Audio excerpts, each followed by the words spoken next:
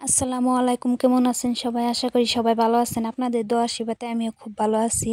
তাই চলে আসলাম আপনাদের সামনে একটা ভিডিও শেয়ার করতে। অবশ্যই ভালো লাগলে লাইক, কমেন্ট এন্ড শেয়ার রান্নার জন্য এই তো আমি আগে থেকে মাছটা কেটে রেখেছিলাম। আর এখনকার আমি মাছটার জন্য মশলাটা আগে কষিয়ে নেব। তারপরে আমি মাছটা দিয়ে দিব। এই তো দিয়ে দিচ্ছি মাছটা সুন্দর করে দিয়ে দিচ্ছি। লাউ দিয়ে মাছটা রাঁধব, তাই আমি মাছটা আগে কষিয়ে নিচ্ছি। ভাজা মাছ দিয়ে লাউটা রাঁধলে দেখা যায় যে কত সময় ভালো লাগে না, তাই আমি মাছটা আগে কষিয়ে নিচ্ছি।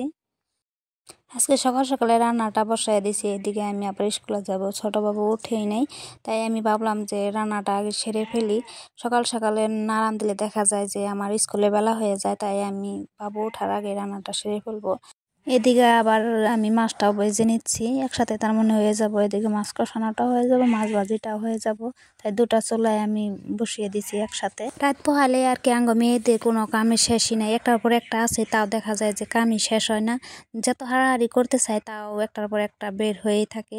কি করব, তাই আমরা একটার পর একটা করতেই থাকি।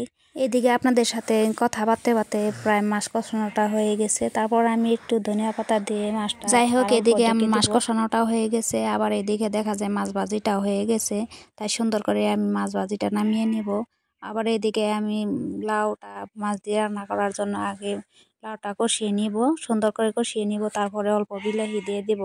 দেখা যায় কি লাউয়ের সাথে একলগে বিলাহি দিয়ে দিলে দেখা যায় কত সময় লাউটা সিদ্ধ হয় না, তাই আগে আমি লাউটা আগে সিদ্ধ করে নিব, তারপরে আমি বিলাহিটা দিয়ে দিব। তাই আগে আমি সুন্দর করে লাউটা কষিয়ে নিলাম। লাউটা কষানোর সময় পুরো লাউর থেকে পানি বের হয়ে গেছে, তাই লাহে লাহে আমি লাউটা কষিয়ে নিচ্ছি সুন্দর করে। লাউটা কষানোর পরে এখন আমি বিলাহিটা দিয়ে দিব। এদিকে সবজিটা হতে থাক, আমি থাল বাসনগুলো ধুয়ে নিচ্ছি আগে। দেখা যায় একসাথে কাম না করলে কামই আগায় না। আবার ওইদিকে বাবুকে রেডি করিয়ে দিচ্ছি, সব একসাথে করতেছি। আজকাল এত ঠান্ডা পড়ছে, তাই আমি কম্বলগুলো রোদে দিয়ে আসছি। আজকে রোদ উঠছে ভালো, তার মানে রোদ উঠছে, তাই ভাবলাম যে কম্বলগুলো রোদে দিয়ে আসি, রাতে তার মানে কোনো কষ্ট হবে না বাবুদেরকে। এদিকে আবার আমার লাউটা কষানো হয়ে গেছে, তাই আমি অল্প পানি দিয়ে দিব, যতটুকু ঝোল লাগে আর কি ততটুকু দিয়ে দিব।